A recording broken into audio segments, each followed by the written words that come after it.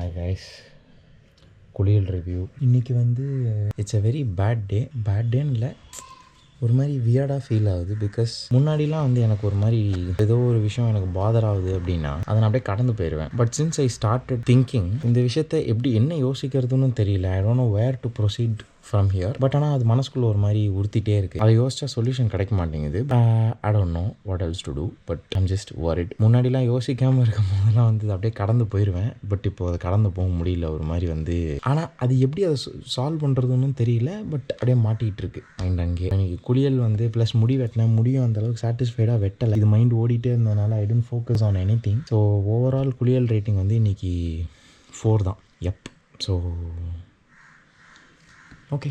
You say slow down, I don't. ஒரு 2 நாளாக வந்து கொஞ்சம் மாதிரி டவுனாக தான் போயிட்டு இருந்துச்சு. அண்டு திடீர்னு வந்து இன்செக்யூரிட்டி கிக்கின் ஆயிடுச்சு. ஒரு வேளை ஐ எம் நாட் எனஃபோ. நம்ம வந்து குட்டி குட்டி வேர்ட்ஸ்லாம் வந்து எதிர்பார்ப்போம்ல, எப்படி இதை கன்வே பண்ணுறதுன்னு தெரியல ப்ராப்பராக. பட் இதை வந்து எனக்கு லவ் லாங்குவேஜா இல்லை எப்படின்னு தெரியல. சம்டைம்ஸ் வந்து நம்ம ஒரு பாயிண்ட்டுக்கு மேலே வந்து வி எக்ஸ்பெக்ட் என்ன, I don't even know what I am saying right now. But yeah, so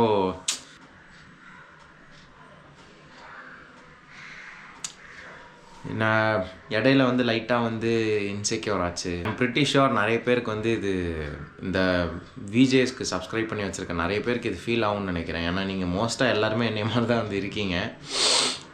நம்மளோட இன்செக்யூரிட்டி அதெல்லாம் வந்து வந்துருச்சு அப்படின்னாலே நம்ம வந்து கான்ஸ்டண்ட்டாக ஒரு ரீஅஷூரன்ஸ் சீக் பண்ணுறதுலேயே இருப்போம். சின்ன சின்ன ப்ராப்ளம்ஸ் கூட வந்து ஃபீல்ஸ் லைக் பேசிக்காக எமோஷ்னலி டிபெண்ட் ஆயிடுவோம். மச் ப்ரெஷராக தான் இருக்கும் நம்மளை பிடிச்சவங்களுக்கு. என்னடா இவனுக்கு வேறு என்னடா பண்ணுறது அப்படின்ட்டு. பட் நம்மளை மாதிரி ஆளுங்களுக்கெல்லாம் வந்து நீங்கள் என்ன ஆளுங்க, ஃபியர் ஆஃப் அபேண்டன்மெண்ட் ஆளுங்களா? வாங்க நம்ம ஜாரி தான். டிஸ்கார்ட்லேருந்து தான் ஒருத்தர்கிட்ட பேசினேன். அவருக்கும் வந்து இதே மாதிரி வந்து இஷ்யூ இருந்து now he is doing well, he is fine. ரொம்பவே வந்து செல்ஃப் கான்ஃபிடென்ட்டாக வந்து இருக்காரு. அவர்கிட்ட நான் வந்து பேசினப்போ அவர் வந்து கரெக்டாக நம்மள மாதிரி ஆளுங்கள்ட்ட என்ன பேசினா நம்ம டேப்பின் ஆகும்னு தெரிஞ்சு என்கிட்ட ஒன்று வந்து சொன்னார். என்னன்னா, ஃபர்ஸ்ட் நீ அக்செப்ட் பண்ணிக்க வேண்டியதுன்னா நான் இப்படி இருக்கிறது உன் தப்பு கிடையாது அப்படின்னாரு. இப்போ காலையில் எந்திரிச்சோடனே நீ என்ன பண்ணுங்க, கண்ணாடி முன்னாடி போய் நின்றுட்டு உன்னை விட்டு யாராவது போயிடுவாங்களோன்னு பயப்படுறியா? நீ எல்லாத்தையும் கரெக்டாக பண்ணலன்னா அவங்க நம்மளை விட்டு போயிடுவாங்கன்னு பயப்படுறியா? ஃபர்ஸ்ட் அது உன் தப்பு கிடையாது, நீ தப்பு பண்ணல, இது உன் தப்பு கிடையாது ராச்சல்லாம் அப்படின்னு சொல்லிட்டு நீங்களே உங்கள்கிட்ட கண்ணாடியில சொல்லிக்கோங்க. கேட்கும் போது எனக்கு கண்ணெல்லாம் கலங்குது. அந்த மாதிரி யாராவது வந்து என்கிட்ட வந்து பேசினாங்க அப்படின்னா, சரி அது உன் தப்பு கிடையாது, எனக்கு அது புரியுது, நீ இப்படி இருக்கிறது எனக்கு புரியுது, உன் தப்பு கிடையாது அப்படின்னு சொல்லிட்டாலே நம்ம பேசிக்கா என்னதுக்கு பயப்படுறோம்? நம்ம பண்றது தப்பா போயிடும் விட்டு போயிடுவாங்க தானே பயப்படுறோம். யாராவது ஒருத்தர் வந்து நீ பண்றது தப்பு கிடையாதுன்னு சொன்னா அப்படியே ஒரு சின்ன நூலை வச்சு ஒரு புல்டோசரே இழுக்கிற மாதிரி வந்து இருக்கும். ஆனா அந்த புல்டோசர் நகரம் தான் மேட்டர் அங்க. ஸோ இதில் நம்ம எப்படிலாம் வந்து அஃபெக்ட் ஆகும்னு பாருங்களேன். என்னோட கோலே என்ன சொன்னேன், நான் ஸ்க்ரீன் டைமை வந்து 1 டேக்கே வந்து 3 hours குறைக்கணும்னு சொன்னேன்னா, இப்போ டைம் 12:25 தெரியுதா? காலைல நான் வந்து அரௌண்ட் ஒரு 7 கேஞ்சு நான் ஒரு 9க்கு வந்து என் டேவை ஸ்டார்ட் பண்ணியிருப்பேன் அப்படின்னு வச்சுப்போமே. இப்போவே பாருங்க, இப்போவே வந்து ஆல்மோஸ்ட் 2 hours 54 minutes இப்போவே ஆயிடுச்சு.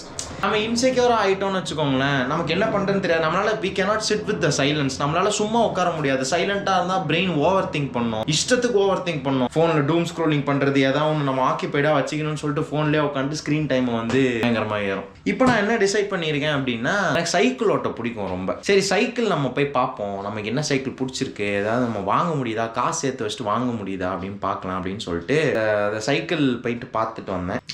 பட் கொஞ்சம் மூட் அவுட்டாக தான் இருந்துச்சு. சைக்கிள்ஸ்லாம் பார்த்தோன்னே கொஞ்சம் குஷி ஆயிடுச்சு. சைக்கிள்ஸ்லாம் பார்த்தேன். ஒரு சைக்கிள் பார்த்து வச்சிருக்கேன், 91 அப்படிங்கிற பிராண்ட்ல KTMோட சைக்கிளாம். கொஞ்சம் பட்ஜெட்டுக்கு அதிகமாக தான் போச்சு. நான் வச்சிருந்த பட்ஜெட் 6000 ரூபா, ஆனால் அது அப்படியே டபுள் 13000 ரூபா வருது. என்ன பண்றதுன்னு தெரியல. KTMோட பிராண்ட் 91 அப்படிங்கிற ஒரு பிராண்ட்ல வந்து பார்த்து வச்சேன். நல்லா suspension system, single bearing pedal, இதெல்லாம் வச்சு நல்லா ஒரு மாதிரி பயங்கரமா இருந்துச்சு. கலரும் சூப்பரா இருந்துச்சு, சைக்கிளோட ஷேப்பும் சூப்பரா இருந்துச்சு. விலையை அடிச்சு பேசி நம்ம பட்ஜெட்குள்ள கொண்டு வர முடியாது, வாய்ப்பே கிடையாது. அதை பார்த்தோன்னே கொஞ்சம் எனக்கு மற்றதெல்லாம் வந்து கொஞ்சம் பீஸ்ஃபுல்லாக போச்சு. சரி at least we have something to look up to அப்படிங்கிற மாதிரி இருந்துச்சு. வாங்கிட்டேன்னா வந்து நான் உங்கள்கிட்ட காமிக்கிறேன். வீட்டுக்குள்ளேயே இருக்க மாதிரி இருக்குது, வெதரும் நல்லா இருக்குது. ஸோ சும்மா ஒரு லெட்ஸ் கெட் அ ப்ரீதர். நம்ம போயிட்டு நல்லா வெளில போய் சுற்றிட்டு ஒரு ரவுண்ட் அடிச்சுட்டு வருவோம்.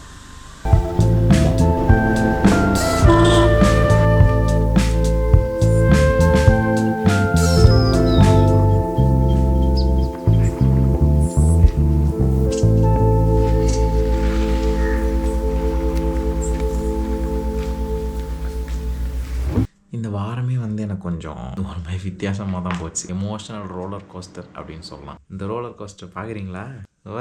இங்கே 9 hours 8 minutes ப்ராக்ரஸ் இப்படி போகும்னு பார்த்தா ஸ்டீப்பாக டவுன் ஹில்ல போயிட்டுருக்கு. But one thing that I actually found I love doing whenever my emotions are very sound. நீங்கள் உங்களோட எமோஷன்ஸை வந்து ப்ராப்பராக வார்த்தைகளாக போட்டு பேசி யோசிச்சு அந்த மாதிரி ஒரு சுச்சுவேஷனில் இருக்கீங்க அப்படின்னா do it to your self first. அந்த மாதிரி ஒரு சோர்ஸ் உங்களுக்கு இல்லை அப்படின்னா do it to your self. உங்களுக்குள்ளேயே நீங்கள் வந்து வார்த்தைகளை போட்டு அடித்து நொறுக்கிக்கோங்க. இப்போது நீங்கள் வந்து ஒரு வார்த்தையை வந்து பிரயோகிச்சிட்டிங்க அப்படின்னா அந்த வார்த்தைக்காக உங்களுக்கு வந்து நீங்கள் சொல்ல வர நீங்கள் கன்வே பண்ண போகிற விஷயமே வந்து மாறிடுது அப்படின்னா உங்களுக்குள்ளேயே வச்சுக்கோங்க. நீங்கள் உங்ககிட்ட பேசுங்க. So whenever my emotions were stacked up, யோசித்து பேசணும் பார்த்து சொல்லணும் அப்படின்ட்டு ரொம்ப ஒரு மாதிரி ஸ்ட்ரெஸ்டாக இருக்கும் போது இப்போ புதுசாக ஒரு விஷயம் யோசிச்சிருக்கிறேன். Spiderman web of shadows PC game. அருமையான கேம். நான் என்னை வந்து ஸ்பைடர்மேன் கூட வந்து ரிலேட் பண்ணிப்பேன். With great power comes great responsibility. இல்லைன்னா வயசு ஆக ஆக வந்து நம்ம சின்ன வயசில் எல்லாருமே சொல்லுவாங்கல்ல, உன் வயசு என் எக்ஸ்பீரியன்ஸு அப்படின்னு. அது சும்மா கிடையாது போல். நமக்கும் வயசு ஆக ஆக தான் வந்து வயசுக்கேற்ற எக்ஸ்பீரியன்ஸும் வரும் அப்படின்னு சொல்லி தோணுது. அங்கிள் பென் சும்மா சொல்லலை, with great power comes great responsibility.